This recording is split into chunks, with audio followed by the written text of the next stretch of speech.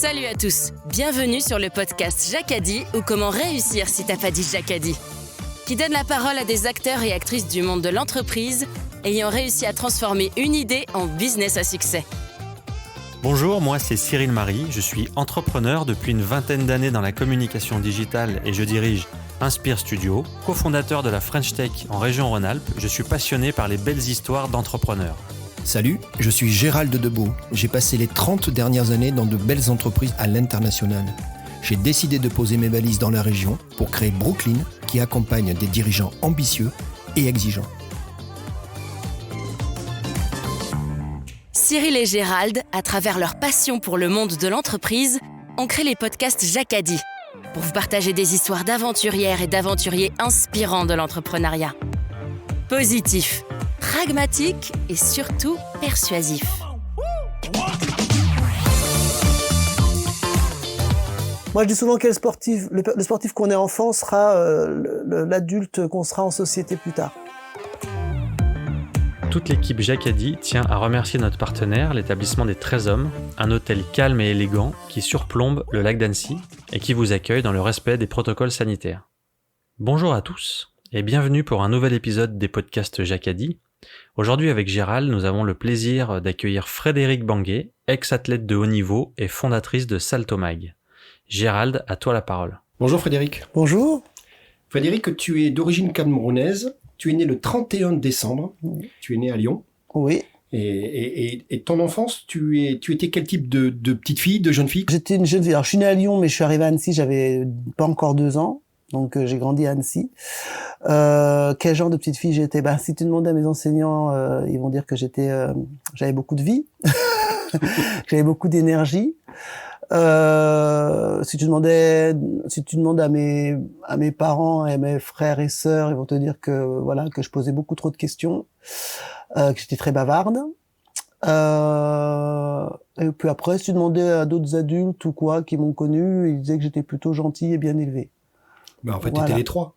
Oui, c'est pour ça. Non, mais je dis selon les personnes selon les personnes qu'on a en face de nous. Énergique, bavarde et bien élevée. Voilà. Normalement, c'était plutôt ça. mais pour les profs, c'était parfois un peu compliqué quand même. Tu as fait tes études. Je vois que tu étais à Charles Baudelaire. Ouais. Oui. Alors du coup, c'est un baccalauréat biologie. C'est un baccalauréat qui était donc scientifique avec option sciences de la vie et de la terre. Ouais. Quelle relation t'as avec le sport? Alors moi, j'apprends des trucs incroyables, t'imagines? J'apprends plusieurs choses. D'abord, t'es plutôt dans le basket où tu voulais faire basket ou volleyball. Et on me dit un truc incroyable, c'est que tu n'aimais pas et tu n'aimes toujours pas courir. Non, j'aime pas courir, non, ça c'est sûr. C'est incroyable ça quand même. C'est pas un jeu, courir. On joue au basket, on joue au tennis, mais courir, c'est pas un jeu. Le sprint, ça, j'ai trouvé ça super ludique, c'était sympa, ça va vite, tu sais tout de suite ça gagner si t'as perdu. Surtout quand t'as la chance de courir vite, donc ça c'était drôle. Mais effectivement, encore une fois, pareil, quand une fois que t'as fini de courir vite, donc une fois que t'as fini de t'entraîner pour être une bonne sprinteuse, tu t'amuses pas à faire un 100 mètres en bas de la rue. Donc c'est pas un sport qui amène à une distraction. Après ça amène plein d'autres choses. Quand on court longtemps, je commence à m'y remettre gentiment parce que l'âge aidant, je fais comme tout le monde, je me dis faut que je me remette au sport. Il faut trouver un moyen d'y prendre du plaisir et c'est vrai que c'est plutôt la satisfaction de se dire je l'ai bien fait, j'ai couru 30 minutes, j'ai couru 1 heure. Disons que moi je pense que j'ai été longtemps mesuré bien évidemment. Ça a commencé par la taille parce que comme je suis grande, on a commencé à dire tu mesures combien tout le temps, donc déjà rien que ça, j'avais déjà des chiffres. Et puis après, par le sport, effectivement, à chaque centimètre, fallait tout mesurer. À cette période, on me dit que tu as une première passion, c'est le roller. Ah, mais j'ai toujours. Et c'est ce qu'on me dit, tu l'as gardé. Et à l'époque, et je crois que c'est toujours le cas, tu avais tendance facilement à entraîner les autres. Tu t'amenais pas toujours avec succès d'ailleurs. Et Carole me raconte une histoire où tu l'entraînes dans du roller et ça finit dans le jardin, c'est ça? Alors, vous en rigolez, elle en rigole encore, mais elle me dit, Gérald, c'était sa passion et aujourd'hui encore, elle se balade en roller? Ouais, effectivement, le roller, c'est, au-delà d'une passion, c'est un moyen de déplacement qui est génial, quoi. C'est l'extension de mes jambes. Ça va plus vite que marcher, ça va plus vite que courir, c'est moins encombrant qu'un vélo. Ça permet on travaille les jambes dans la longueur, je trouve que ça fait des belles jambes, des belles fesses, ça travaille jusqu'au bout de la jambe, si on doit aller jusque là. Et puis avec de la musique dans les oreilles, c'est juste moi je trouve que c'est juste génial, quoi. En plus on a un terrain de jeu, encore une fois, faut pas l'oublier, qui est magique, on a une piste cyclable qui est incroyable, qui fait que tu t'arrêtes jamais. Moi Je pars d'Annecy, j'ai jusqu'à Douin, t'as des paysages incroyables, tu prends le tunnel, tu reviens, voilà, c'est vrai que c'était assez drôle. Elle m'a raconté une autre anecdote. Tout à l'heure, tu disais, avec juste titre, tu dis, Gérald, moi, j'étais plutôt, voilà, j'étais dynamique comme enfant, j'avais la tchatch, et alors, toutes les deux, vous aimiez bien aller vous promener, parce qu'aller marcher, ça fait partie, mais le problème, c'est que quand on parle, au bout d'un moment, on se perd. Oui. Et Carole me raconte une histoire incroyable, où ça se passe ici, dans la région, où en fait, vous vous baladez, sauf qu'à un moment, bien évidemment, vous êtes perdu. Du coup, la tension monte parce que, voilà, et le stress, il y a une petite engueulade et compagnie, et puis il se passe un événement qui va vous réconcilier, parce que là, du coup, il fallait être deux plus fortes, c'est que vous vous trouvez face à face avec une bestiole un peu costaude. C'est un énorme sanglier. Tu te rappelles cette histoire? Oui, bien sûr. Et elle me dit, mais là, en 2 secondes, on s'est réconciliés, parce qu'on était obligatoirement... Et ça a plutôt bien fini. Oui, ça s'est plutôt bien fini. Enfin, on a quand même fini sur les fesses à essayer de descendre hors chemin, parce que c'était dans le Semnoz en plus. Hein. Quand on le dit ça maintenant, les gens doivent se dire, mais comment faire pour se perdre dans le Semnoz? Oui, c'était nos premières années. On avait quoi? On avait une vingtaine d'années. On avait 20, 24, un truc comme ça. 24 ans, je sais plus. 20 ans, je pense. Et effectivement, c'était nos petites lubies de, viens, on va faire du sport. Et donc, on part dans le Semnoz. En se disant on marche un peu et on discute, effectivement après on se perd. Et quand on se perd, et ça m'arrive encore de me perdre un peu partout d'ailleurs, j'ai pas le sens d'orientation, ça aussi j'ai pas. Et quand on se perd, une qui dit faut aller par là, l'autre qui dit faut aller dans l'autre sens, on n'est pas d'accord. À un moment on se dit d'abord qu'on va partir chacun de son côté, puis bon après on se rend compte, c'est quand même un peu comme les films d'horreur, faut pas se séparer. On se tire un peu la tronche, on a ras-le-bol, on commence à surtout être fatigué, parce qu'en fait le vrai problème c'est la fatigue. C'est même pas d'être perdu, c'est qu'à un moment t'es fatigué, tu vois la nuit c'est pas la nuit qui tombe, il commence à faire plus froid, tu sens que c'est plus le moment, quoi. Et on cherche le chemin et on commence à essayer de se jeter la faute et tout ça. Et effectivement, on est tombé sur sanglier. Alors ça va, il était pas non plus à 2 mètres de nous, mais on l'a vu. On s'est regardé, on a commencé un peu à entre paniquer et rigoler, parce qu'en fait, à chaque fois, on est dans cette énergie avec Caro.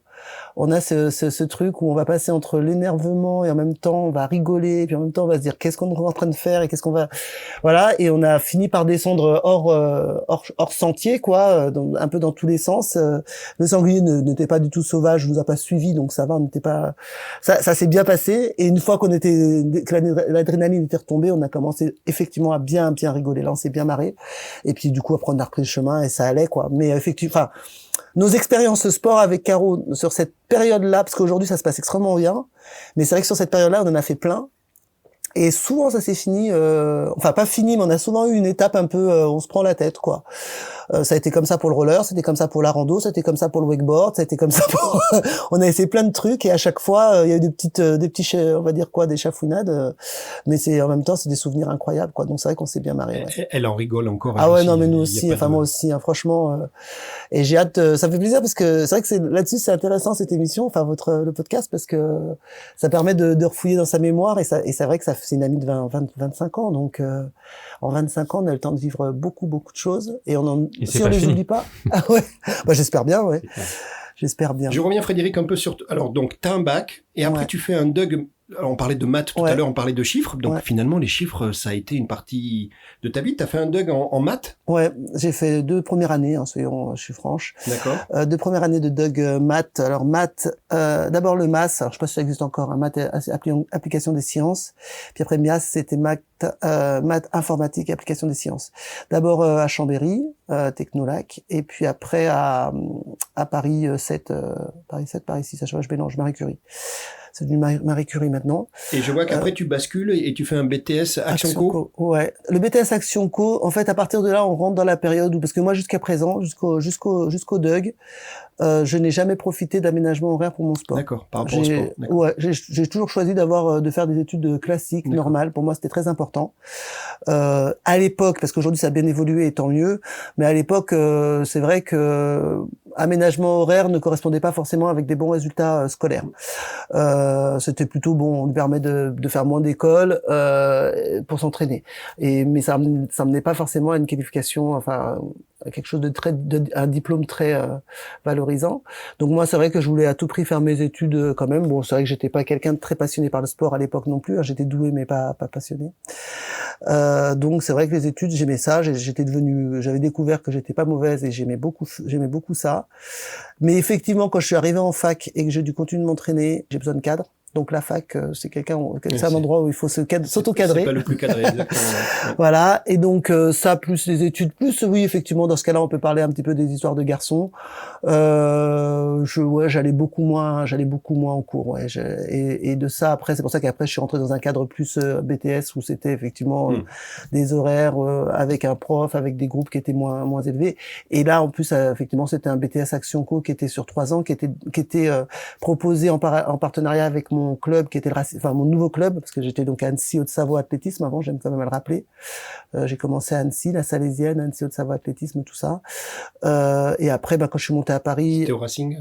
Je suis passé au Racing Club de France et ils avaient mis en place avec un partenariat avec une école, on était au Gobelin d'ailleurs, un BTS Action Commerciale. Donc c'était plus là du coup j'étais rentré dans le côté où je fais des études qui me permettent de faire du sport. Enfin, je sortais des Jeux Olympiques d'ailleurs, de 96 à Atlanta, donc fallait commencer à se dire non, faut s'entraîner réellement, parce que je m'entraînais pas beaucoup aussi. Hein. Mais effectivement, là, il a fallu commencer à s'entraîner, donc j'ai fait d'abord ce BTS Action Co pour ça, et après ça, par contre, je suis rentré à Subdeco Paris. Si on a parlé de côté scolaire pour finir là-dessus, j'avais refusé, j'ai été invité 2 fois à Harvard, 2 fois on m'a proposé une bourse à Harvard, et 2 fois j'ai refusé.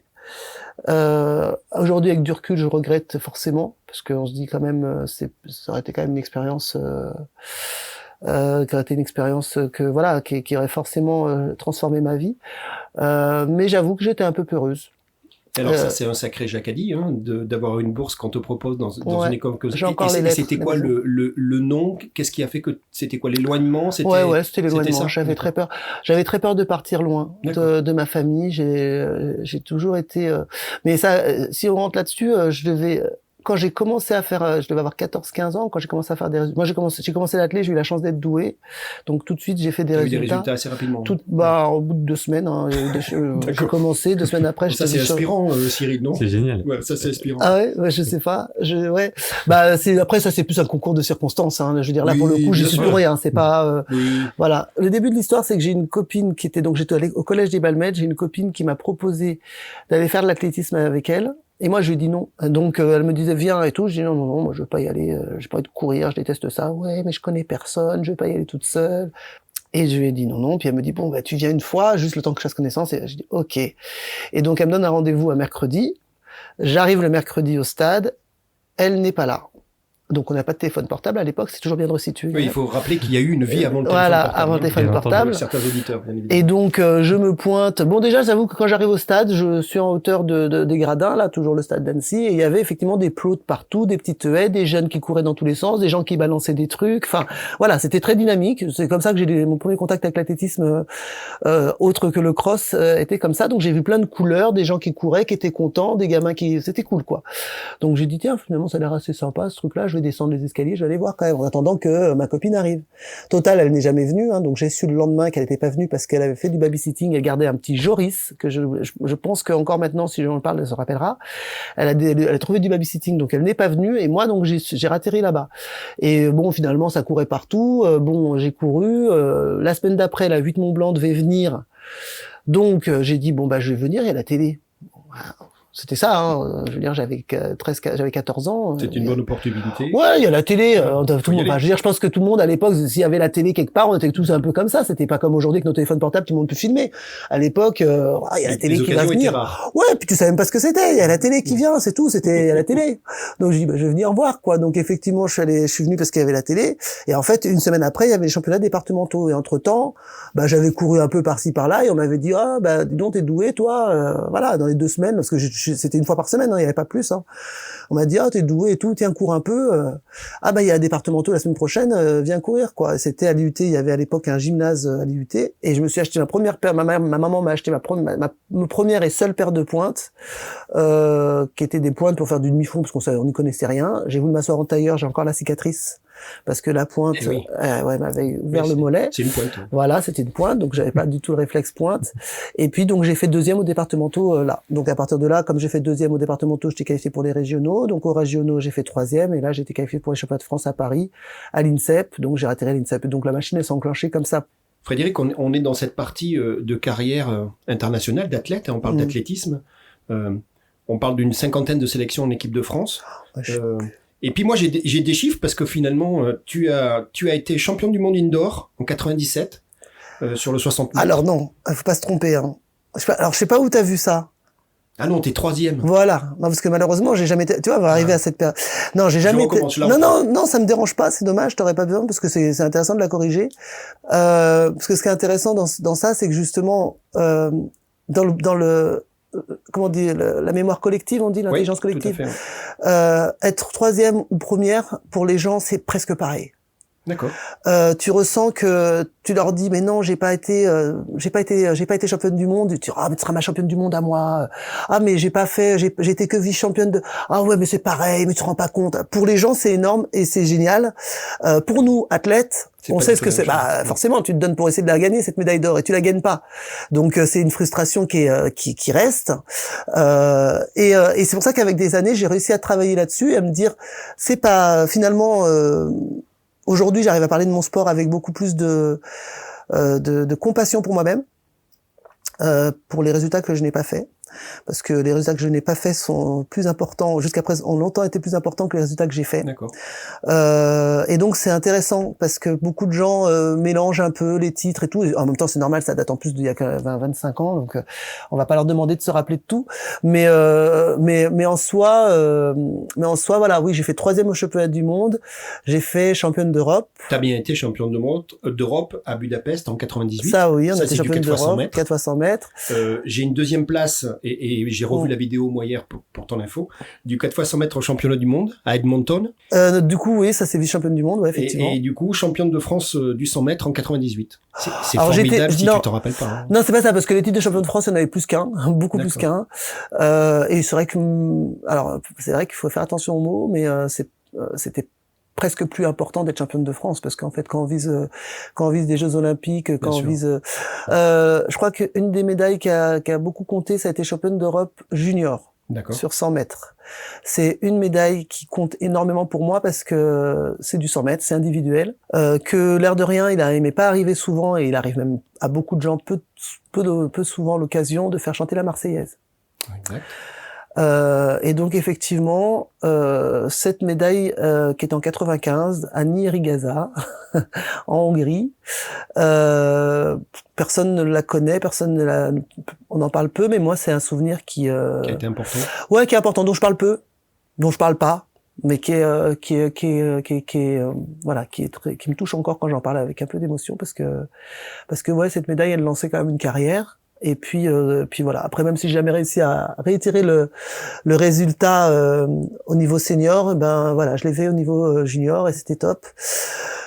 Donc voilà. Après, effectivement, cette 3e place au championnat du monde sur 60 mètres en salle, c'est à Paris.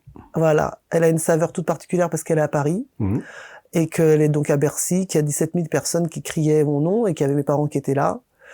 Et que pareil, ça n'arrive pas souvent, ça m'est pas arrivé une autre fois d'ailleurs, que les gens crient mon nom pour des bonnes raisons. Avec mes parents dans le public. Non, mais je pense plutôt à mes parents. Oui, bien évidemment. Soit tu pensais au sanglier. Mais il parlait pas de sanglier. Non, mais je comprends, bien évidemment. Voilà, ouais. Non, voilà, c'est vrai que il y a une fierté, je pense qu'il y a je pense quand même que en tant qu'enfant, alors en tant que parent, on a envie de tout donner à nos enfants et de transmettre. Je suis maman aujourd'hui. Mais en tant qu'enfant, rendre fier ses parents, eh ben c'est quelque chose que je souhaite à tout le monde. Donc on essaie tous à notre niveau, à un moment ou à un autre. Et j'ai vu dans les yeux de mon père et dans les yeux de ma mère, ils étaient fiers. Après j'ai pu les emmener avec moi au championnat du monde à Athènes, donc ils suivaient un peu. C'était pas leur truc en soi, mais c'est des moments de partage et des souvenirs qui reste à vie, de la fierté, quoi. Bien. Ouais, puis qui reste à vie, c'est un partage, c'est un lien qui est très fort avec nos parents. Le sport a toujours été présent dans notre famille. D'accord, il y avait quand même cette culture-là, donc. Oui, bah après on vivait on est quand même d'une génération où le sport était, je crois qu'on n'est pas loin dans les générations où on était dehors, on faisait du sport, on courait, on jouait au ballon, on jouait au basket sur un playground, il y avait un terrain de foot, t'avais des gens qui jouaient au foot, enfin voilà, je veux dire, on n'avait pas d'écran. Allez, tu regardais Olivier Tom, Jeanne et Serge. Non mais en fait, si on n'en faisait pas dehors, on en regardait à la télé. Il faut se rendre compte qu'à l'époque, l'athlétisme, enfin vous devez vous en rappeler, mais pour ceux qui suivent là, ça passait, par exemple, le championnat de France, je sais pas si vous vous rappelez, passait le samedi et le dimanche toute la journée sur France Télévisions. Enfin, sur Antenne 2 et c'était Antenne 2 et FR3, merci. Et ça passait toute la journée. Un championnat de France. Aujourd'hui, même un championnat d'Europe, c'est partagé entre celui de la natation, celui du judo. Enfin, ils mélangent tout. On n'arrive plus à choper un athlète français. L'athlétisme est en train de crever de ça d'ailleurs. Enfin, il crève pas réellement, mais enfin, c'est pas loin. Au niveau de la médiatisation. Oui, mais du coup, la médiatisation, ça amène quoi? Ça amène de l'argent. Bien sûr. Ça amène des sponsors. Ça amène la possibilité de créer des grandes compétitions. Ça amène justement des rôles modèles qui permettent aux gamins de se dire, moi, j'ai envie de s'identifier. Enfin, c'est toute une chaîne qu'on est en train de perdre dans le sport. Donc moi j'ai eu cette chance de vivre cette période-là où effectivement du coup le moindre finaliste de championnat de France avait une paire de pointes. Un sponsor lui donnait une paire de pointes parce qu'il savait qu'on allait voir sa paire de pointes, même si c'est dernier de la finale du championnat de France. Aujourd'hui, tu vois une Manuela Montebrun ou d'autres athlètes qui n'ont plus qui galèrent pour avoir un sponsor, qui galèrent pour avoir un lieu d'entraînement, qui doivent faire des campagnes de crowdfunding pour payer leur entraînement. Enfin, on est dans un monde. Alors effectivement, c'est normal. Enfin, je veux dire, d'un côté, on a la privatisation et tout ça, et puis, mais il faut quand même repenser. Enfin, le modèle, il doit être repensé pour que les sports ne crèvent pas, parce que si tu regardes même sur le site de l'équipe.fr, avant l'athlétisme faisait partie des sports phares. T'avais foot, basket, golf. Je sais même pas si à l'époque il y avait le golf. Le golf était même moins visible que l'athlétisme. Maintenant, l'athlétisme est dans autre, quoi. Voilà, tu vois plus, tu vas sur le site, c'est dans autre.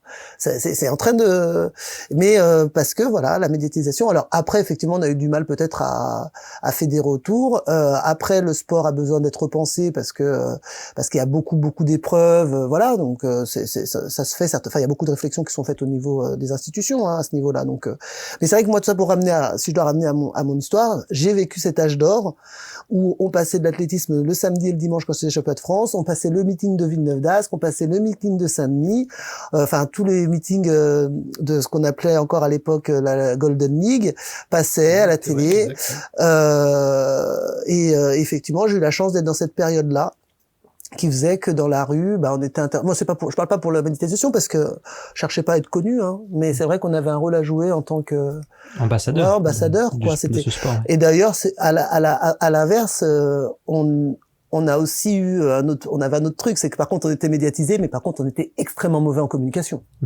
Tu prenais une interview d'un sportif, d'un machin, ils étaient pas capables de faire 3 phrases, ça articulait pas, tu faisais une photo, t'étais complètement figé. Moi quand je fais là pour Salto, on en parlera après, mais quand je vais faire Olivier Giroud en séance photo et qu'il n'y a pas une photo à jeter parce que le mec c'est une machine de guerre bon déjà il est beau, on va pas l'enlever, mais au-delà de ça il prend des poses extrêmement naturelles. Ouais, il prend les poses, il est naturel avec ça. Nous on était extrêmement figés. En général, moi je finissais toujours en situation d'ailleurs on en a vu beaucoup des photos comme ça, position de starting block.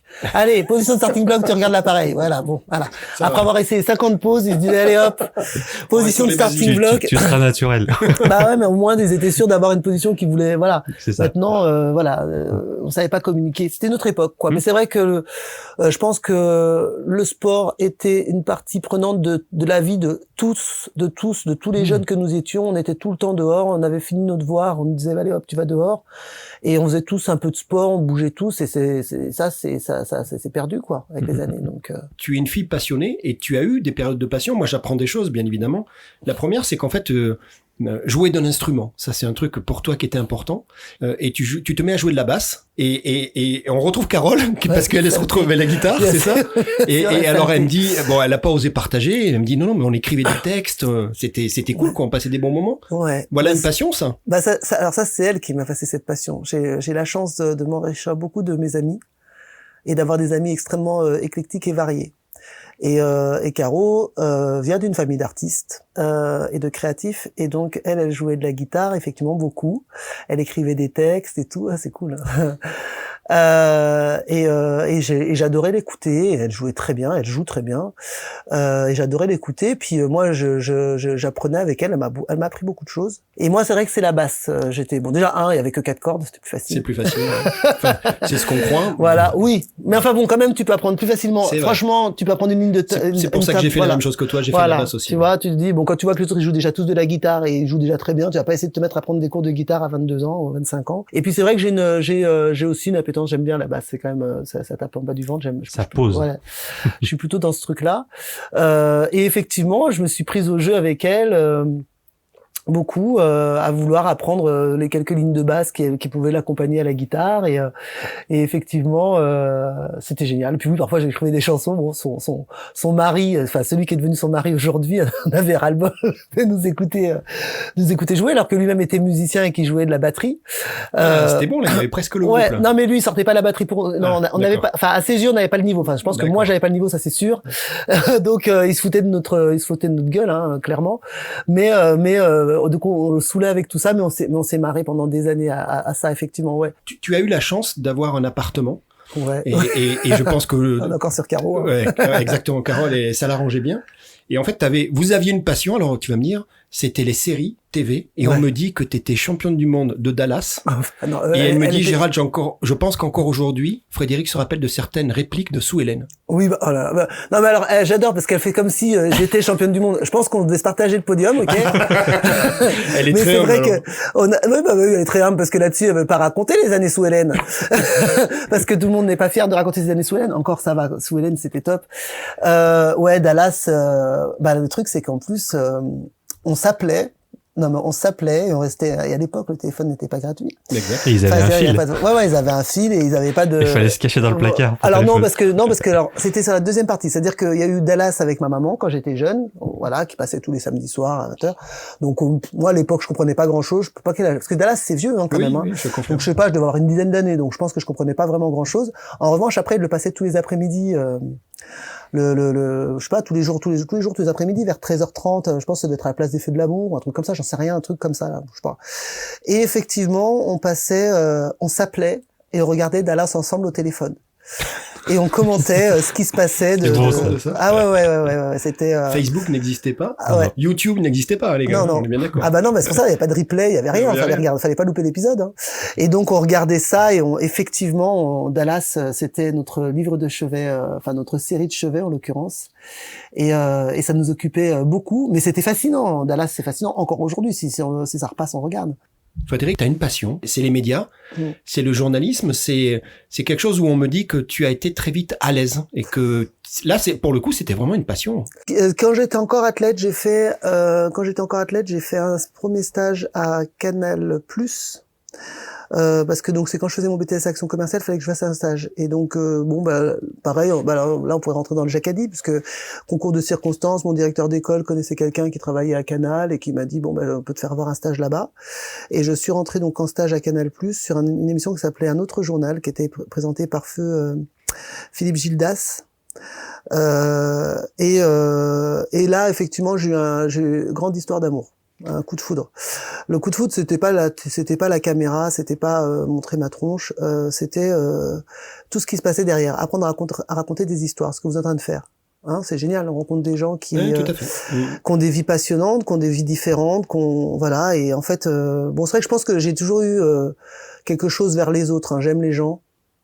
C'est comme ça, j'aime les gens. Je pense que c'est la base, hein, d'aimer les gens, d'être curieux de leur vie, de voir ce qui les a amenés à être ce qu'ils sont. Et donc ça, je l'avais. Et quand je suis arrivé donc à Canal, petit à petit, on m'a proposé de faire mon premier dérochage, de faire mes premiers petits montages vidéo. Alors pour pouvoir, à l'époque, on travaillait sur des bêtas. Hein, c'était pas ce qu'ils font avec leur téléphone portable et tout ça. Hein, la Betacam. La Betacam, exactement. Donc effectivement, je suis rentré en stage là et on m'a proposé un boulot. À la fin de ce stage. À l'époque, je m'entraînais encore. Alors, mon entraîneur a refusé. Il a dit oui, si tu fais ça, tu vas dans un autre groupe, quoi. Donc, à l'époque, j'étais plus payé par l'athlé que par la télé. Donc, et puis malgré tout, c'est tout ce que je savais faire. Et puis, je voulais quand même encore, voilà. Donc, je suis resté à l'athlé. Et 2-3 ans plus tard, quand j'ai fait vice-championne du monde en 2001, on m'a proposé de faire un raid en Guyane. Je retombe sur un des journalistes avec qui j'avais travaillé à Canal. Je lui dis, moi, si tu me trouves un stage au Morning Live, j'arrête l'athlé, et puis je me fais ça. Elle me dit OK et tout. Elle fait poser mon CV au-dessus de la pile pour le Morning Live, sauf que j'ai pas de nouvelles. Et j'ai appelé beaucoup, jusqu'à ce que finalement ils me reçoivent et puis après ils m'ont donné un stage et puis en fait après ils m'ont embauché parce qu'encore une fois j'avais été volontaire. Frédéric, ces années médias, c'est très important. Hein. On parlait de M6, il y a une énorme période de Canal, en plus, qui plus est dans une période Canal qui était riche. Toi, tu as surfé sur la vague, tu prenais du plaisir, Surfer sur la vague, je sais pas, je me permets de te couper, je sais pas si je peux dire que j'ai surfé sur la vague, mais j'ai eu la chance d'arriver dans cette période-là. J'ai eu surtout la chance d'avoir un directeur des sports qui s'appelait Michel Denisot et qui aurait pu être carrément un mentor si j'avais eu l'occasion de le fréquenter davantage, mais le peu que j'ai eu l'occasion de le fréquenter, il était extrêmement inspirant, brillant, calme, serein, était fort dans ce qu'il faisait et c'est vrai que dans ma vie j'ai beaucoup de chance, j'ai rencontré beaucoup de personnalités comme ça assez fortes. Je parle même pas forcément de personnes connues, mais des gens qui réalisent. Et je pense que c'est ça qui est important dans la vie, c'est se réaliser des choses. Et ces personnes-là m'ont beaucoup inspiré. Et donc effectivement, M6, ça a été. J'ai commencé au Morning Live avec Michael Youn. Pareil, c'était fascinant d'être dans un univers comme ça. Hein. C'était un truc tout fou. Moi, je regardais à la télé. C'est décapant. Hein. Ouais. Alors décapant, c'est après décapé. J'ai fait décaper sur RMC. Ah, tu vois, en plus. Un petit lien. Non, mais le ton était complètement moderne. Enfin, c'était pour l'époque. C'était tout était fait de briques et de braques. Hein. Et puis tous les matins, moi j'emmenais. Au début, j'ai commencé par emmener le petit déj au Morning Live.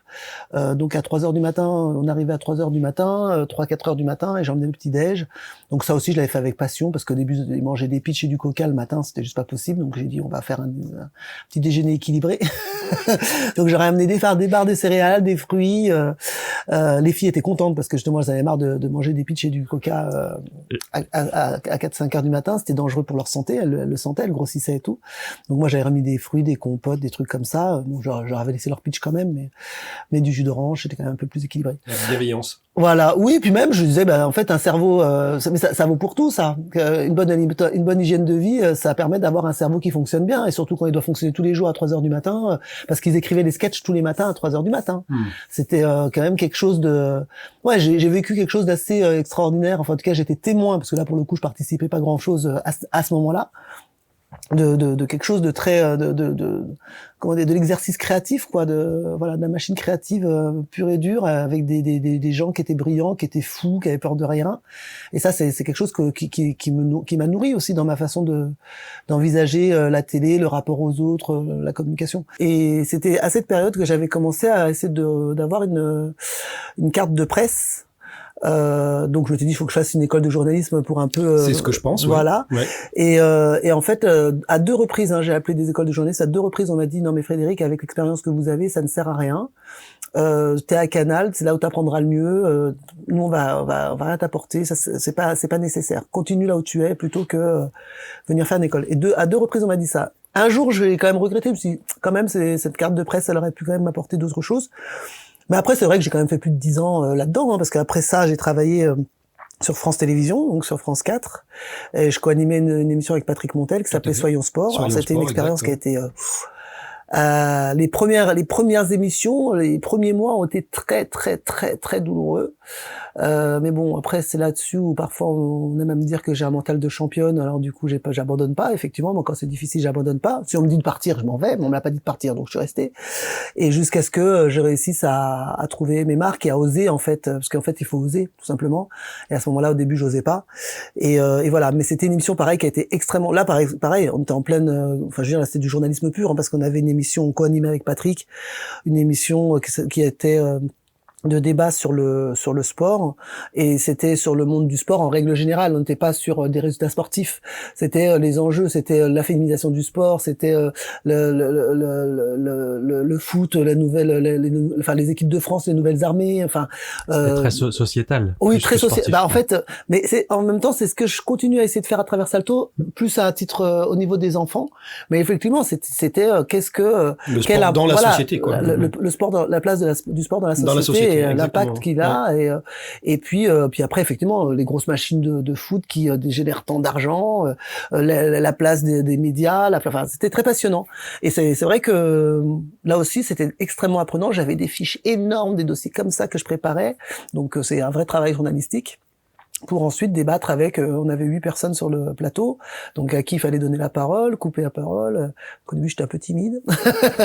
Puis à la fin, c'était bon, ça va, il faut s'exprimer, puis il faut surtout driver, parce que sinon ça part dans tous les sens. C'est ça. C'était du live, non? Voilà. Ouais, c'était du live. Pour ça, moi, je suis une enfant du live, je suis un bébé du live. J'ai fait très peu d'enregistrés, à part quand je faisais des sujets montés, quoi, mais sinon, j'ai toujours fait des émissions en direct, quasiment. Même après, sur d'autres chaînes du câble et autres, toujours été en direct. Mais en fait, j'ai eu la chance d'avoir Michel Denisot qui m'a employé, enfin, qui m'a accueilli à Canal+, qui m'a reçu à plusieurs reprises. Quand j'ai fait les Jeux Olympiques à Athènes, donc là, c'était en tant que journaliste, je faisais la zone mixte. Okay. Donc je passais la journée avec un caméraman dans ces petites box. Des petits box, ouais. Voilà, où avec les athlètes, où faut très normé, avec un ordre très précis. Voilà, avec un ordre précis, avec un timing exact, et tout. Ouais. Et effectivement, bon, France Télé était dans les premiers, Canal était pas dans les derniers, était au milieu, mais on n'était pas non plus les premiers. Bon, encore une fois, en tant qu'ancienne sportive, ça aidait. C'est sympa, ouais. Et puis je m'habillais en fluo. Donc en général, ça une blague habillée en fluo au milieu des journalistes sportifs. Ça faisait de la concurrence à Nelson Montfort. Il s'en est plein d'ailleurs. Qui lui n'a jamais osé le fluo, je crois. Non, lui il a utilisé une autre arme, les langues. Ouais, c'est vrai. Mais du coup, effectivement, j'avais cette place-là.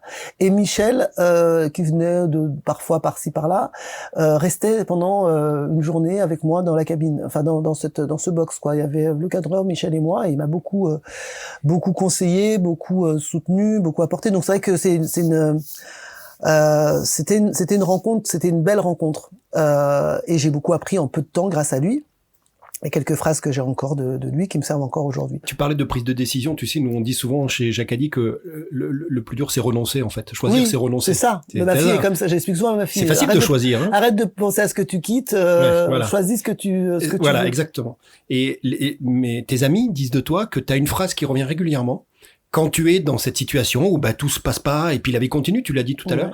Et j'aime beaucoup, tu dis, de toute façon, tout est anecdotique. Tu répètes cette phrase très souvent et tes amis, et tu vois de qui c'est Théo. Théo, il me dit en fait c'est une sacrée philosophie de vie parce que ça, il me dit même moi ça m'a aidé parfois et vous avez vécu ensemble des moments où la frustration, le truc qui marche pas. On m'a parlé d'embouteillage, vous avez passé des heures dans les bagnoles avec ma fille d'ailleurs à descendre pour aller voir Jackson Richardson au bout du monde et au retour vous payez les mêmes bouchons parce il y a eu un accident. En fait il y a eu un accident énorme. Incroyable. On a mis 8 heures pour descendre. En plus j'avais pris la petite sous le bras et tout, c'est arrivé comme ça le matin. Et il me dit que pour lui, c'est une de tes forces, c'est de dire, tu sais quoi, c'est qu'anecdotique. On passe à autre chose. En fait, c'est la vérité. Moi, je pense qu'il faut toujours prendre du recul aujourd'hui. Enfin, je dis ça, c'est ma philosophie d'aujourd'hui, Et d'ailleurs, Théo, aujourd'hui, l'utilise et il est plus jeune que moi et j'espère que ça lui fera gagner des années. Parce que moi, j'ai pris du temps avant de me rendre compte de ça. Il faut pas se noyer dans un verre d'eau, il faut prendre du recul, il faut regarder comment on va à l'instant T, et puis voir ce qui va en rester de tout ça. Il y a des choses où on s'est tourné le cerveau pendant des années, des mois, des semaines, et puis en fait, si on regarde avec du recul, une fois que c'est passé, ça en valait pas la peine. C'est pas que ça en valait pas la peine, ça vaut toujours la peine, mais en tout cas, ça ne définit pas toute notre vie. D'accord. Donc aujourd'hui, je dis tout. Donc effectivement, j'aime bien rappeler que c'est anecdotique. J'aime parler de temporalité. Je remets tout à une notion de temporalité, à dire que même si c'est un moment qui est difficile, il va forcément finir. Et puis il y a aussi des bons moments qui vont arriver derrière. Tu sais très bien qu'à la fin, ça. Donc ça, c'est aussi important. Et puis quand je vois les gens qui se masturbent le cerveau, comme j'aime à dire, un peu trop, je dis bon, on n'est quand même pas en train de régler le conflit israélo-palestinien. Frédéric, on est en 2017. Ouais. Je crois qu'en milieu d'année 2017, et là tu prends une sacrée décision, tu t'engages dans un projet. Complètement. On parle de Saltomag. Alors moi je lis, Saltomag, c'est un magazine d'information et de conseils sur le rôle des parents dans la pratique sportive de leurs enfants. Tout à l'heure on parlait de sociétal et compagnie. Ça vient d'où cette idée? C'était un besoin pour toi d'exprimer ça dans la suite de tes expériences professionnelles et ta volonté de faire la promotion de ces valeurs-là que tu as connues toi? Alors encore une fois, ça va être du Jacadi, hein. C'est des concours de circonstances. Concours de circonstances numéro 1, je suis sans travail. Concours de circonstances numéro 2, j'avais de nouveau envie d'écrire parce que ça faisait un moment que j'écrivais. J'avais envie de me rapprocher effectivement de tout ce qui était journalisme et tout ça parce que finalement mes années les plus passionnantes, hormis le sport, parce que le sport en plus on est jeune donc ça prend des proportions. On est au centre du monde. C'était quand même ces années-là où j'avais une vie passionnante et rien à voir avec la médiatisation, mais vraiment plutôt encore une fois, dans la chance de rencontrer, de découvrir des choses, d'apprendre, une soif d'apprendre. En fait, déjà, je pense qu'il y a ça, il y a une soif d'apprendre. Donc voilà, j'avais envie de me rapprocher de ça. Et puis, troisième point, qui n'est pas des moindres, je tombe sur un pote dont je disais, ouais, je sais pas quoi faire et tout. Et je disais que j'avais essayé de proposer mes services à un magazine local pour écrire, pour qui j'ai écrit il y a pas si longtemps finalement. Comme quoi? Comme quoi, il aura fallu 3 ans. Mais que j'avais pas eu de réponse et que j'avais été un peu frustré parce que l'accueil avait pas été très bon. Bon, bref. Et en fait, mon pote me dit, t'as qu'à créer ton propre magazine. Puis je m'étais complètement taré. En plus, c'est vrai. On est d'accord, n'importe qui dit créer un magazine, tu lui dis qu'il est taré. C'est la réponse normale. Donc je me suis complètement taré. Déjà la presse est en train de crever. Ensuite l'écrit. Ensuite créer un projet comme ça, un magazine c'est pas rien, machin. Ah mais tu sais, tu fais un truc en local. Toi tu connais un peu des sportifs. On parle du sport par ici. Il y en a plein. Tu fais un truc comme ça, machin. J'ai dit ah bah tu m'aiderais. Hein. Bah écoute ouais pourquoi pas. Moi j'ai fait un webzine quand j'étais jeune. On regardera quoi. Mais il me balance ça, honnêtement, encore une fois, c'est pour ça que là, vraiment, on peut dire du Jacadi, parce que, honnêtement, si moi, je le rappelle pas 3 semaines après, ou 2 semaines après, ou 1 semaine après, il faut dire, ah, bah, tiens, j'ai eu une idée. Bah, le truc, il n'existe pas, et lui, il va pas me relancer en disant, en fait, t'en es où de ton projet de magazine? Parce que bon, il m'a dit ça, on était en train de boire un thé glacé, au poisson rouge, hein. Donc, vraiment, rien à voir, quoi. Mais, ça a trotté dans ma tête, à me dire, mais pourquoi pas? Et après, je me disais, mais de quoi on va parler? Alors, je m'étais dit, tiens, je pourrais faire un magazine transgénérationnel sur... Moi, je voulais faire du local au départ, en me disant, bah, parce qu'en fait, de grands-parents aux petits-enfants, tout le monde fait du sport à Annecy, enfin, Annecy et sa région. Ouais. Donc, je me disais, tiens, on pourrait parler de ça. Et ça, je l'ai toujours au fin fond de ma tête, hein, si personne ne le fait entre-temps. Je pense qu'un jour, je ferai un truc autour de ça, parce que je trouve que c'est... D'ailleurs, on sait bien que les seniors ont aussi besoin de bouger, donc...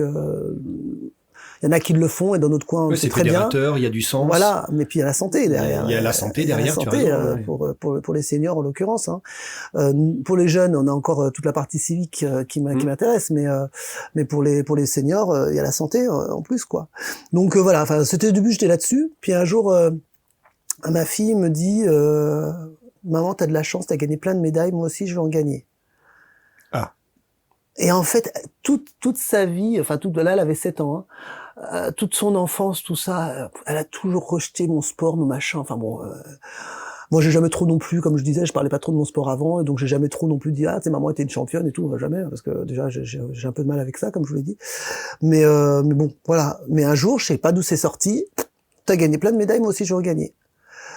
Et je suis restée scotchée, puis impuissante, et puis je me suis dit qu'est-ce que je vais lui répondre. Puis surtout, bon, elle est pas elle faisait de la gym, alors elle est très souple, hein, mais après elle manquait un peu de tonicité à l'époque. Puis elle avait pas le gabarit très gymnaste, quoi, hein, parce que c'est ma fille, donc elle a plutôt mon gabarit, elle est plutôt grande.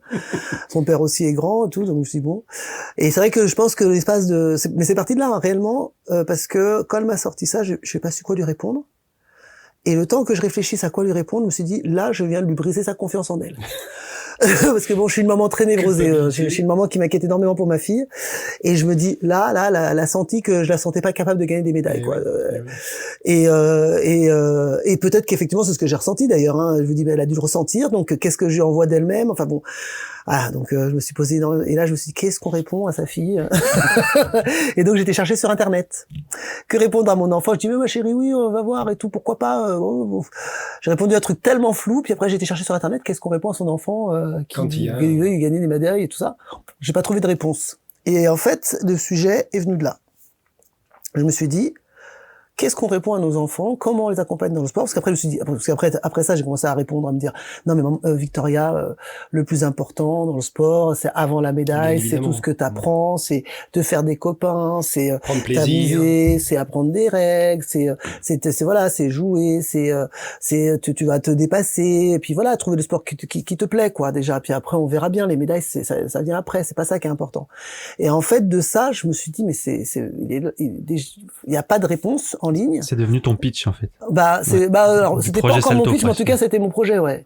C'est là où je me suis dit en fait, dans le sport on apprend tout, mais en fait on n'a aucun mode d'emploi en tant que parent. Moi au début quand j'ai lancé en 2017, j'étais plus sur la partie sport, sur la partie effectivement respect des règles, mais plus ça va, plus je me rends compte de l'importance que le sport joue. Et moi mes entraîneurs qui étaient des bons éducateurs, j'ai eu de la chance, parce qu'après, il y a aussi des mauvais entraîneurs, faisaient un super relais à mes parents. Moi, mes parents n'ont jamais eu de crise. Je pense que si on leur posait la question, ils vous diraient que j'ai pas fait de crise d'adolescence. Par contre, mes entraîneurs, ils ont subi ma crise d'adolescence. Mais c'est vrai que voilà, il faut qu'on trouve le moyen de faire du sport aux enfants. Et dans Salto, là, je parle de la partie sport, mais il y a aussi toute la partie psychologie. Donc, j'ai une pédopsychiatre qui travaille dessus, qui s'appelle Caroline Goldman, qui est juste incroyable. J'ai un nutritionniste, j'ai un kiné, j'ai des médecins, parce qu'on parle de la blessure, on parle, j'ai des profs, parce qu'on parle beaucoup du sport scolaire, parce que ça commence au sport scolaire aussi. Voilà, j'ai une quarantaine de rédacteurs qui écrivent pour Salto. Donc effectivement, au départ, on a des grands champions. J'essaie toujours d'avoir un grand champion en couverture. Parce que c'est attractif et puis de toute façon leur expérience est importante. Ouais, exactement. Mais c'est vrai que ma volonté la plus grande est quand même la pratique du sport pour tous. Mon gros sujet pour moi c'est le sport pour tous, c'est que tout le monde se mette au sport, que ce soit une culture, que ce soit un mode de vie. Mais quand je regarde le dictionnaire, oui. Si j'écoute le dictionnaire, si je vais chercher la définition de salto, qui est un saut périlleux, c'est une figure acrobatique, consiste en un saut durant lequel le gymnaste effectue une rotation en suivant l'axe horizontal de son corps. Ça, c'est la définition du dictionnaire. Et toi, ta définition de salto, alors, parce qu'il a fallu choisir ce mot-là, c'est ton emblème, c'est quoi ta définition de salto ? Alors ce mot-là, déjà, je vais vous dire pourquoi je l'ai choisi, parce que je sais pas si vous l'avez lu, vu, passer. Non, je n'ai pas trouvé justement. C'est pour ça que je te pose la question. C'est ma fille qui a choisi. C'est vrai, génial. Elle faisait de la gym, donc elle avait 7 ans. Et c'est la seule qui croyait, quand je dis la seule, j'aime pas, c'est pas comme si je vais pas faire mais on sait ce que c'est d'être créateur de projet, on se rend bien compte qu'on est seul, vous avez eu la chance de vous être trouvé, moi j'étais quand même très seule. J'ai j'ai 2 associés, mais ils ont plutôt cru en mon projet, mais après j'ai fait tout un peu toute seule. Mais avant d'avoir les associés, moi j'ai d'abord créé le projet, et ensuite après j'ai eu en associé. Un jour on était chez des amis, et donc, chercher des noms, j'étais là, on me dit, ouais, mais faut que t'aies un nom court, machin, je chantais, chercher des noms, il y avait rien de fait, quoi, il y avait rien. Et ma fille, à un moment, me dit, t'as qu'elle appelait Salto, elle est en train de faire un poirier, elle. Elle avait la tête en bas, les jambes en l'air, elle me dit, t'as qu'elle appelait Salto? Puis je dis, ah ouais, Salto, c'est pas mal, ouais, t'as raison et tout. C'est court, ça claque. Voilà, ça passe bien, c'est sportif, c'est jeune, machin. J'ai dit, tiens, c'est une bonne idée, parce qu'elle m'a donné d'autres noms au début, un peu dans tous les sens, n'importe comment. Moi, j'essayais, puis elle m'a dit, t'as qu'à l'appeler Salto. Je me rappellerai toujours de cette phrase. Et donc, j'ai gardé ça. Et après ça, justement, quand elle a choisi ce nom-là, après, elle était tellement fière. Elle est toujours très fière, encore aujourd'hui. Si vous me demandez, elle dira, c'est moi qui ai choisi le nom. Tu as pris 2 décisions qui, pour moi, sont très importantes. C'est pas les plus simples dans la vie. Non, d'ailleurs, c'est pour ça que c'est compliqué. La première, c'est la gratuité. La première, c'est le papier, c'est le format, dans un univers où la digitalisation nous bouffe et compagnie. Et la deuxième, c'est la gratuité. Et moi, j'ai appris quelque chose en discutant avec mes complices, c'est que la gratuité, elle est jusqu'à la boîte aux lettres, la gratuité. C'est un sacré challenge. C'était une conviction à l'époque. Tous les gens qui ont eu la chance ou qui ont pris le temps, enfin je dis la chance, c'est un peu prétentieux, mais en tout cas qui ont eu la possibilité, plutôt je veux dire, de toucher le magazine et de le feuilleter, ont été épatés. Et là je me permets de le dire parce que c'est pas moi qui le fais en vrai, c'est pas moi qui écris les articles. Moi j'écris plus que l'édito, j'essaie de rassembler les gens et j'essaie de fédérer autour du projet. Mais après j'ai des super rédacteurs, la BD c'est un illustrateur qui est reconnu et renommé. Les journalistes, j'ai de la chance de connaître pas mal de journalistes eu égard à mon passif, qui font des papiers de qualité. J'avais un rédacteur en chef qui est maintenant au ministère des Sports. Enfin voilà, j'ai plein de gens très compétents. J'ai un graphiste, oh mon Dieu, je failli oublier de parler de Clément. Clément, c'est la deuxième personne qui m'a suivi les yeux fermés. Quand tu discutes avec la ministre des Sports, pour moi, moi qui ai fait du sport, alors pas à ton niveau, mais j'ai pris exactement les mêmes choses que toi, je m'en fous des médailles, c'est ce que t'as dit, moi ça m'a construit, ça a fait toute ma vie. Ça doit résonner quand même pour des gens comme ça, les valeurs que apporte Salto, le lien entre les générations, le sport au milieu de la vie, lui-même au milieu de ta vie, tout ça, que ça résonne, j'espère. Ah oui, mais complètement. Puis elle vient du sport, enfin. Ah bah complètement, elle a fait ma couverture du numéro précédent, je l'ai emmené. Ouais. Ah ouais, vous l'avez vu, ouais. Ouais, bien sûr, non, mais alors j'ai le soutien de tous. J'insiste auprès d'Aesio, j'insiste sur Aesio qui ont été les premiers à me soutenir réellement, et que voilà, l'année dernière malheureusement j'ai pas sorti de numéro, donc j'ai pas rempli ma part du marché. Donc alors j'ai fait des numéros en digital, je vais en refaire d'autres. C'est ce que je me dis il faut que je fasse du digital là sur les prochains numéros, parce que j'ai eu la chance de rencontrer 2-3 belles personnes et ça serait dommage de pas les faire en interview, de pas les avoir, pas avoir leurs propos. Le contenu c'est pas un problème, j'arrive à le faire, j'ai des super rédacteurs, j'ai des super sujets, j'ai des champions. Après faut l'argent. Et c'est vrai que suite à cette crise Covid, les premiers budgets qui sautent, parce que moi je dépends quand même beaucoup de ces budgets-là, c'est tout ce qui est marketing, marketing, communication. Donc du coup, là où ils étaient déjà à peu près, parfois un petit peu sensibles à donner de l'argent, parce que mon projet est encore un petit peu, je suis pas un projet. Je suis pas encore stable, quoi. De toute façon, la preuve, dès qu'il y a eu un problème, j'ai pas été capable d'assumer. Donc c'est bien que j'étais pas encore assez stable. Mais c'est pas grave, c'est le début. Et puis si un jour vraiment Salto fonctionne, on se rappellera qu'on a traversé cette épreuve-là. Et je reste quand même très convaincu de l'utilité de ce projet. Pour répondre à ces 2 points, le papier, pourquoi? Parce que c'est grâce je pense que, comme je disais, tu vas faire une interview d'un champion. Ça va faire venir une certaine catégorie de personnes. Cette même personne va tourner les pages et va voir la violence dans le sport. Tiens, ça arrive. Qu'est-ce qu'on en fait? Qu'est-ce qui existe? Va tourner les pages et puis va voir. Se coucher tôt, c'est important pour les enfants parce que ça fait ça. Tiens, il y a une entorse. Comment on l'accompagne? Tiens, psychologiquement, mon enfant s'est blessé. Comment je le soutiens? Faut pas traverser. Faut pas donner. Faire vivre nos rêves à travers nos enfants, quoi. Ils s'en rendent pas forcément compte, les gens, de ce qu'ils font, de ce qu'ils font pas. Enfin, je veux dire, moi y compris, on fait tous de notre mieux, on fait tous comme on peut. Comme je disais, on a des contextes qui sont compliqués. Le sport à l'école, ça marche comme ça, mais en fait, ça marche pas comme ça. Et puis, quelles sont les difficultés que les profs rencontrent? Voilà, c'est tous ces sujets-là que j'ai envie d'apporter dans les foyers. Et ça marche avec du papier. Parce que le papier, ça, tu le mets dans tes toilettes, comme je dis souvent. Et encore, il est vraiment trop qualitatif pour les toilettes. Non, je rigole. Mais tu le mets dans un endroit, tu le feuillettes, tu tombes sur un article, tu le reposes, tu reviens dessus. Et nous, en plus, j'ai fait le choix de mettre des pages kids à la fin, des pages pour les enfants, qui font que les enfants aussi ont des réponses à des questions. Tiens, pourquoi c'est important de boire de l'eau? Pourquoi c'est important de s'étirer? On découvre des sports un peu ludiques, genre comment il s'appelle ce truc de Harry Potter là? J'ai oublié le nom là. Son jeu, les Quidditch. C'est devenu un sport, c'est devenu un vrai sport le Quidditch. Il joue avec des ballons, avec un balai entre les jambes. Ils essaient d'attraper une balle rouge. Enfin, peu importe. Ça peut paraître ridicule, mais il y a plein de compétitions de Quidditch. Et c'est hyper sportif en plus, hein. Ils sont essoufflés, un truc de fou. Donc il y a plein de sports. L'important c'est la pratique. L'important c'est la pratique, c'est de s'amuser, c'est de proposer le parcours. Le parcours c'est les Yamakasi, des trucs comme ça là. Il y a plein de nouveaux sports qui sont ludiques parce qu'il faut pas oublier un truc, c'est que les gamins d'aujourd'hui, on leur fera pas faire le sport comme nous on le faisait. C'est-à-dire que nous on faisait du sport de manière assez ingrate et avec un peu de chance on avait une médaille à la fin. Eux, il faut d'abord qu'ils s'amusent et s'ils s'amusent, après tu peux en demander des efforts. Ils veulent du ludique et la culture pop, comme tu viens de le dire, amène aussi des nouvelles disciplines. C'est ça. On est obligé, il faut qu'ils s'amusent. S'ils s'amusent, tu peux leur demander l'effort. Mais si tu leur demandes l'effort avant, tu iras voir, la majorité des gamins va essayer de leur faire de l'athlétisme et tout ça, ils font tous la gueule. Et puis en plus, ils ont appris à ne pas être obligés de faire. Ils ont un rapport à l'effort qui a baissé énormément. Il y a des chiffres de l'OMS qui ont prouvé que le rapport à l'effort, je crois, il a baissé de 20 à 25%. Moi, j'ai une question à te poser, puisque j'ai eu la chance, comme toi, de grandir dans le sport, qui était un sport collectif, peu importe. Mais j'ai un problème maintenant, j'ai l'impression qu'on a un problème avec le mot sport. Je m'explique. J'ai l'impression, tu vois, culturellement, que maintenant le sport, c'est encore à l'ancienne. C'est un club, c'est des contraintes, c'est une licence. c'est des performances, tu vois ce que je veux dire? Et comme tu l'as dit, si on a une chance, alors on sait toi et moi que c'est pas la chance, mais parfois ça peut être la médaille. Et j'ai l'impression qu'il y a un problème avec ce mot-là.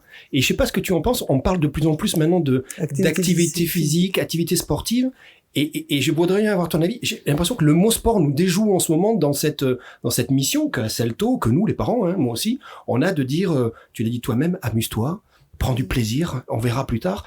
C'est quoi ton point de vue aujourd'hui sur ce sujet? Pourquoi c'est pas qu'on a un problème avec le mot sport, c'est juste que le sport fait appel à de la rigueur et de la régularité que les gens n'arrivent plus à tenir. D'accord. Enfin, moi, c'est comme ça que j'interprète et je pense que c'est la vérité. C'est-à-dire que quand tu dis est-ce que tu fais du sport, les gens te disent non. Mais après, si tu leur dis, mais même aux enfants, mais tu fais rien, ah si, parfois je joue avec mes copains en bas, mais ça c'est pas du sport. Voilà. Donc la distinction, elle est là. Oui, la distinction, elle est là, et en fait, elle est que quand les gens, si tu leur dis on va faire du sport, l'angoisse première, c'est de se dire, il va falloir que j'y aille 1 fois, 2 fois, 3 fois par semaine, que j'y aille régulièrement. D'accord. Et du coup, ils se sentent pas du tout. En fait, ils sont dans la projection de l'échec sportif. Okay. Enfin, moi, en tout cas, c'est comme ça. Et de l'échec. Moi, c'est comme ça que je le perçois. C'est un peu le syndrome de la personne qui prend une carte d'abonnement pour aller dans une salle de muscu et qui y va 2 fois et qu'après n'y va plus, quoi. Oui, parce que son action c'était juste de prendre la carte. Bah non, c'est pas ça, c'est qu'il voulait y aller, puis une fois après il y va pas parce que il a un problème, il a un rendez-vous, puis la fois d'après parce qu'il s'est fait mal à la jambe, et puis la fois d'après il oublie, puis après il a la flemme, et puis après il se dit de toute façon je suis jamais allé, de toute façon si j'y vais j'ai encore abandonné, donc vaut mieux pas que j'y aille. Les salles de sport et je pense que l'argent sur ça d'ailleurs. Oui, c'est le modèle économique. Voilà. Si tout le monde venait, ça serait une catastrophe. Voilà, mais je pense que du coup maintenant le sport en lui-même est associé à cette pratique. Ouais. Du coup, les gens s'inscrivent dans un club pour aller faire même du taekwondo, j'ai n'importe quoi, parce qu'il y a plein de gens adultes qui se mettent à faire des sports un peu rigolos. La Krav Maga, c'est un truc comme ça. Là. C'est ça on les étudie les sports.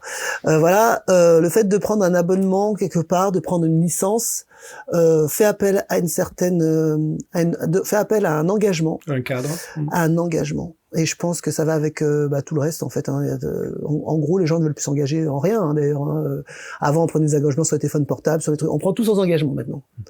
Et je pense que le mot sport est associé à l'engagement. Enfin, moi, c'est comme ça que j'interprète. Donc, du coup, l'activité physique. Alors, du coup, Salto fait la promotion de quoi, du coup? Bah non, mais moi, je fais la promotion de l'activité physique. Je fais la promotion de l'activité physique d'un côté, mais aussi du sport pour ceux qui. Sportive. Voilà. Ouais. Et aussi, oui, non, mais l'activité physique, moi, l'activité physique reste du sport, mais ce qu'il y a, c'est qu'il faut effectivement enlever, ce que j'ai dit tout à l'heure, le côté rigueur avant d'avoir la récompense ne marche plus. Il faut d'abord qu'ils s'amusent, et s'ils s'amusent, tu peux les faire courir. Et éventuellement, voilà. Si tu leur fais ramasser des cadeaux tout au long du chemin, tu les emmènes tu leur fais faire 10 000 kilomètres, y a pas de problème. Par contre, si tu leur dis fais 10 000 kilomètres et à la fin là-bas tu auras droit à un cadeau, ils les feront pas parce que l'idée de faire 10 000 kilomètres est impossible dans leur tête. Mais on le retrouve dans beaucoup dans tous les domaines de la vie. Dans l'entrepreneuriat, on sprint, on découpe pour avoir des petits objectifs et des petites victoires, en fait. Voilà, des fractionnés. Dans le management, c'est ce qu'on fait, les quick wins et tous ces aspects-là, c'est exactement ça. C'est ça, c'est qu'aujourd'hui, on n'est plus capable, mais ça va avec, mais je pense que ça va vraiment avec, cette génération zapping. Pourquoi les programmes sont de plus en plus courts? Pourquoi les séries sont, de plus en plus séquencées? Pourquoi tout est de plus en plus court? Parce qu'on n'est plus capable de se concentrer longtemps, on n'est plus capable de faire un effort longtemps. On est dans une société où on nous a appris à penser à nous, ce qui est très bien d'un côté, mais peut-être un peu trop parfois, à mon avis, et qui fait que là où nos parents se posaient pas la question de savoir s'ils avaient mal, toi t'as même pas commencé, que t'as déjà mal et que tu dis bon j'irai pas, quoi. Et comme nous déjà on est comme ça, qu'est-ce qu'on inculque à nos enfants? On monte pas différemment à nos enfants, donc moi ça me dérange pas qu'on change la terminologie, c'est pas le problème de toute façon, c'est tant que les gens bougent. Et notamment les enfants. Si on doit changer le nom, quel que soit pas grave, le sport, quel que soit le cadre. Voilà, le principal c'est bouger, c'est de bouger et régulièrement, et que la personne se sent, aille bien physiquement et psychologiquement, parce que de toute façon il y a aussi cette histoire d'endorphine qu'on développe quand on fait du sport, qui permet d'avoir un cerveau plus apaisé et donc aussi de faire des études, d'être meilleur dans son travail ou à l'école ou autre. Donc les bienfaits du sport, on peut en parler pendant des heures, on les connaît. Après, quand c'est encadré et que c'est au niveau fédéral, on va y rajouter effectivement là-dessus un entraîneur ou un arbitre ou des choses comme ça qui vont permettre d'apprendre la performance, mais aussi d'apprendre surtout là plus le travail en collectivité. Donc souvent je demande et souvent quand je demande à des chefs d'entreprise, tu leur demandes à quoi ils jouaient quand ils étaient jeunes et tout, je faisais du foot, j'étais avant-centre, j'étais numéro 10. Ah, bizarrement, ils sont tous chefs d'entreprise. Il y avait déjà du leadership, il y avait... ça se retrouve, hein. Bien sûr. Ceux qui faisaient des sports individuels, tu verras qu'ils ont beaucoup de mal à déléguer. Je voudrais revenir sur le mot imposteur. Oui. On l'a abordé tout à l'heure. Oui. Et c'était finalement une réflexion d'une discussion avec Théo, qui est ton photographe. Oui. Et c'est un conseil que tu donnes. Tu voulais revenir dessus, le mot imposteur. Oui, parce que moi j'ai longtemps souffert, et parfois encore, du syndrome de l'imposteur. Alors tout ça ramène à une question de place. Et effectivement, moi pendant très longtemps j'ai eu du mal à trouver ma place. D'ailleurs encore maintenant, j'ai encore un peu du mal à trouver ma place, mais parce qu'en fait ça c'est quand tu te mets en comparaison avec d'autres en fait. Donc l'idée c'est se dire que si on est là, c'est qu'on a une raison d'être là. Et qu'il y a des gens avec qui ça passera et d'autres non. L'idée c'est surtout de pas essayer de ressembler à quelqu'un d'autre, tout en étant capable de vivre en société, quoi. Donc ouais, c'est très important pour moi effectivement, et c'est quelque chose que j'inculque beaucoup à ma fille, parce qu'en fait tout ce que je vous raconte là, c'est ce que j'explique à ma fille régulièrement. Elle a un papa qui fait un très bon travail, une belle-mère qui fait un très bon travail. J'ai une fille qui est géniale, hein, c'est vrai. Hein, elle est plutôt assez extraordinaire de gentillesse, de bienveillance et tout. Elle a 11 ans, mais elle est bonne. C'est une bonne personne. Et donc c'est ce genre de questions parfois où je la saoule. J'essaie de dire, c'est très important ma chérie, ta place tu as droit, attends pas que ce soit quelqu'un qui te la donne. Si tu veux quelque chose, alors faut pas te servir en poussant tout le monde, mais en tout cas tu te bats pour l'avoir, tu te donnes les moyens pour l'avoir, et tu as le droit de l'avoir autant que quelqu'un d'autre. Faut pas, voilà. Et je trouve que c'est très important effectivement d'avoir cette pour se construire avec ce genre de choses dès le départ. Ouais, parce que pour moi être pas justement l'imposteur ou avoir ce sentiment là. Ouais. Bah ouais, c'est un complexe qui nous bloque. Ouais, c'est dur, ouais, ça doit être dur. Bah, c'est surtout que c'est très bloquant, c'est qu'après tu oses plus rien faire et que tu restes dans un coin et puis surtout quand tu commences à te dire que d'autres méritent plus que toi, non, c'est pas vrai, personne ne mérite plus que toi, personne ne mérite moins. Mais personne ne mérite plus. Chacun doit faire de son mieux pour pouvoir trouver sa place et puis être en accord avec soi dans ce qu'il fait, où il est, quoi. Frédéric, on arrive dans notre discussion maintenant à discuter un petit peu de tes projets, des prochaines étapes. Tu as partagé avec nous une période qui est pas simple, bien évidemment, pour tout entrepreneur en général, et puis dans ton cas en particulier, où tu dis toi-même que tu es en train de réfléchir à d'autres formats pour essayer de continuer à garder la dynamique. C'est quoi ton actualité aujourd'hui? Est-ce que tu veux partager des éléments avec nous? Alors, mon actualité aujourd'hui, ma vie aujourd'hui, parce que moi, en fait, je dissocie très peu de choses. Tout ce que je vis, ça fait partie de ma vie, donc il n'y a pas trop de choses. Aujourd'hui, je donne toujours, et heureusement, des cours dans le cadre de l'école WIN, alors notamment à Paris, qui est une école de management du sport. Et c'est assez passionnant pour moi parce que finalement, j'apprends autant que les élèves pour préparer ces cours-là.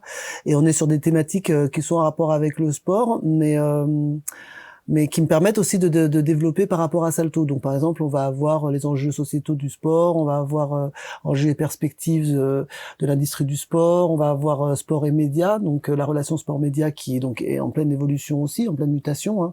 Tout ça est en pleine mutation en fait, donc c'est très intéressant de voir un peu historiquement pour ensuite voir vers quoi ça tend, et en même temps qu'on voit vers quoi ça tend, ça permet de se projeter et de se demander un peu tiens, dans cette dynamique-là, comment je resitue par exemple dans ce cas-là Salto. Et puis après de l'autre côté Salto, effectivement, là j'ai fait quand même une année presque blanche.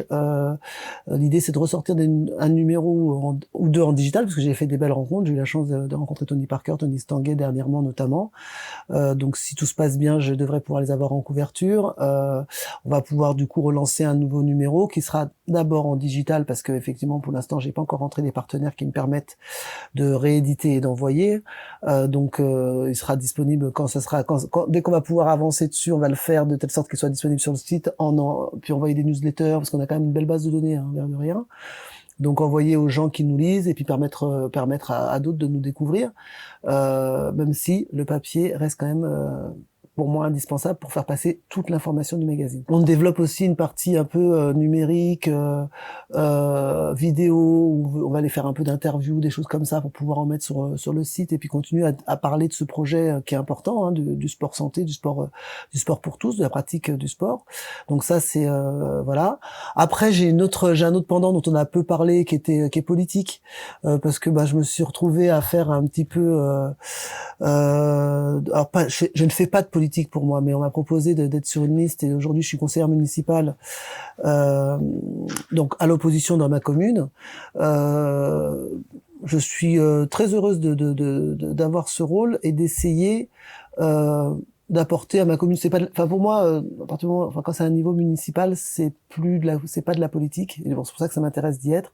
C'est de comprendre comment fonctionnent les projets, comment ça se développe, et puis comment on peut essayer d'apporter sa pierre à l'édifice. Sachant que moi la ville d'Annecy m'a beaucoup apporté et que je suis bien heureuse de participer aujourd'hui à ça. Et de lui rendre. D'essayer de rendre, je sais pas le mot rendre est peut-être un peu trop dur, un peu important, mais en tout cas d'essayer de participer, quoi, de donner aussi un peu de moi pour ma ville.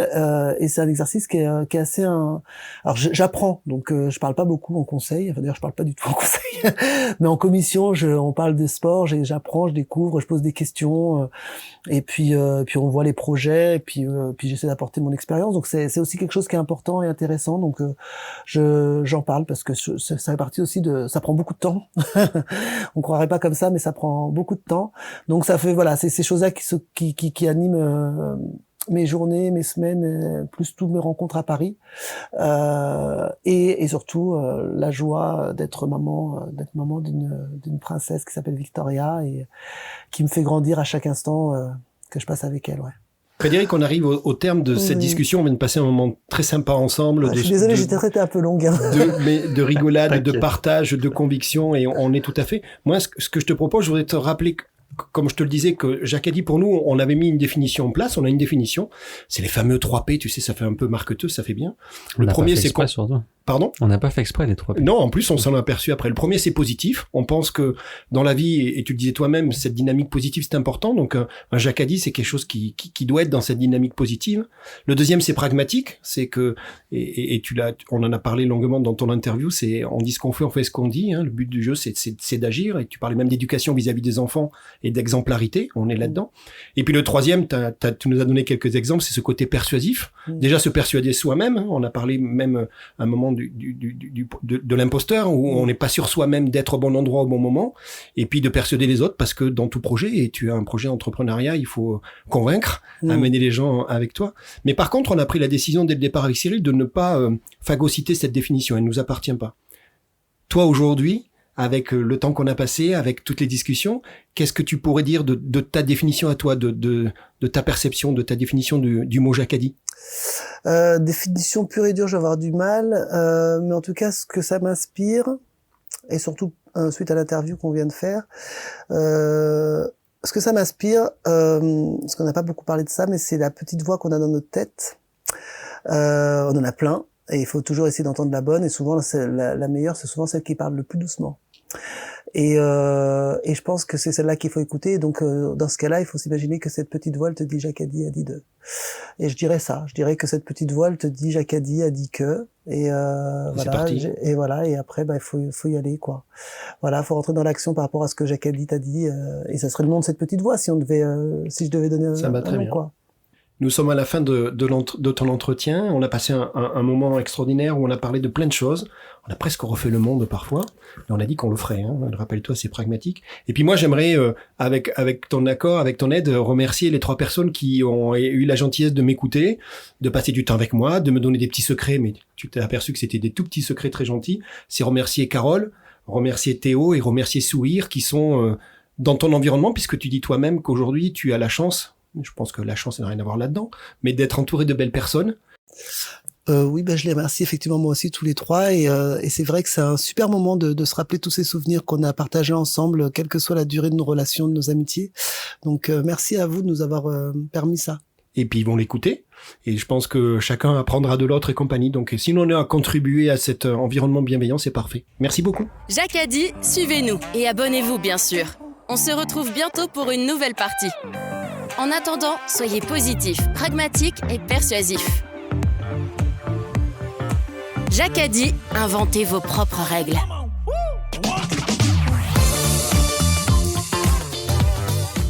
Encore un grand merci à notre partenaire, l'établissement Les 13 Hommes à Annecy, un hôtel dans un cadre incroyable entre lac et montagne, et qui vous accueille dans le respect des protocoles sanitaires.